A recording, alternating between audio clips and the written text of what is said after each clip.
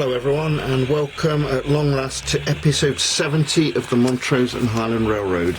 My sincerest apologies for not producing a video in the last 6 months. I won't go into all the details now. A lot of things have been going on in my life on a personal basis, so I don't want to bore you with all those. Excuse me. I don't know how this video is going to go. I'm just going to show you what I've been up to in no particular order and with no script. So here you can see I'm replacing a turnout which my friend Lackey kindly sent to me. And talking of Lackey, one of my old friends is back on the layout temporarily while I've been repairing it, number 9388, which I sold to Lackey last year. I'm glad to have repaired that for him.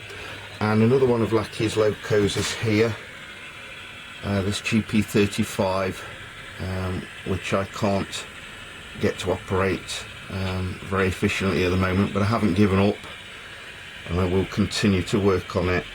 Let's see what else I've been doing. Well, the first thing we can have a look at is my Amtrak train. You've seen the P42 before, although it didn't operate very well. So my good friend Bob the Bear took a look at it for me, and it runs lovely now. He's put a new speaker in it as well. Runs much better than it did. And just while we're here, you can see I've got an illuminated clock in the downtown area. And then I've got these coaches second hand for a heritage Amtrak train from Anoraks Anonymous. Thank you, Sophie. This is a Southern Pacific one, Pennsylvania Railroads one, and a Union Pacific one. They are very light. I need to put weight in them somehow. I'm not quite sure how to do that because the coaches are actually glued together. They're actually made by a company based in Iowa. I've not heard of them before. I think they're called Blueford Shops or something like that. I don't remember whether I'd finished all my street lighting at Christmas time, but they are finished now. I wasn't sure about the size of the lights to begin with, but I've got used to them now and I quite like them.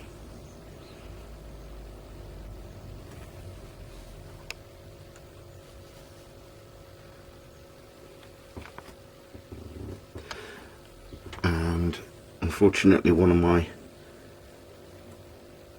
railroad crossing lights has got broken somewhere along the way. I've tried to repair the wiring, but it just won't repair. So I've made this a little scene where some guys are figuring out how to repair this. They probably should be more worried about the fact there's no barriers across the railroad crossing still. What else can I show you? Lackey gave me this little tower as well, which is very nice. I'm not quite sure about the paint scheme for that yet, so I'll have to look into that. And he also sent me some more static grass, so I've upgraded this area here. He's a really good friend, Lackey. Don't know where I'd be without him, to be honest. I've moved this building, not quite sure whether it'll stay there yet. And then I've redone all this area here.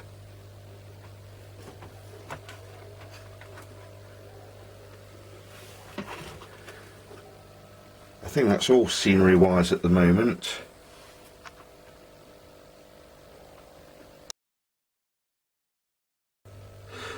Also last year, along with 9388, Lackey purchased this Ferromex loco from me,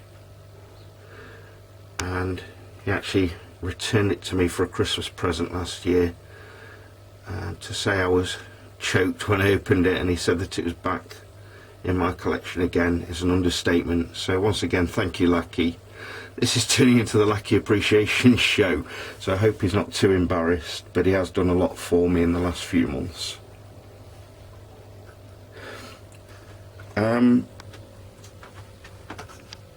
not quite sure what else to show you. I've not been in the shed an awful lot in the last few months. As I say, there's been quite a lot going on. Had some water damage, unfortunately, during the winter, which has badly damaged the backdrop here at Blue Haven. That'll need replacing. Another one of my friends, Mervyn, he sent me a few buildings and some vehicles.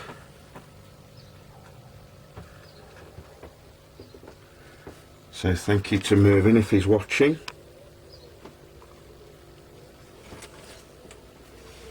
And another mention to a friend of mine called Mike Bradbury, who's got a Canadian Pacific stroke Canadian Northern, Canadian National layout. I did take quite a lot of video footage of that layout before he broke it down to replace it, and sadly, unfortunately, I lost the video footage. We had quite a good day that day running some trains on his layout, the last time it was going to be run before he replaced it all.